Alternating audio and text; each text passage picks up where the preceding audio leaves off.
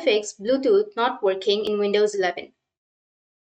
So if you want to fix Bluetooth not working in your Windows 11, then what you need to do is first you need to open up your settings. Under settings, you can go with Bluetooth and devices, and from here you can turn it on. But if that still doesn't fix your problem, then you can just go back and you need to search for services. Open up your services. Once you open your services, now you need to find the option of Bluetooth support service. Once you find Bluetooth support service, you need to right click on it and then go with restart.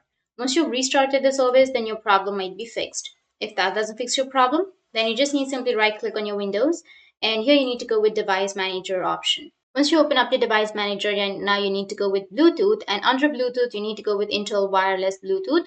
Just click on it, right click on that, go with properties. Under properties you need to go with the driver section, and you need to go with update driver.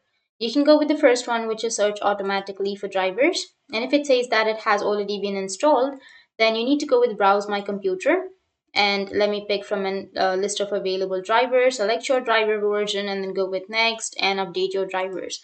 Once you've updated, then you can restart your device, and after that your problem will be fixed. That's it, and if you have any questions, feel free to comment below. Thanks for watching.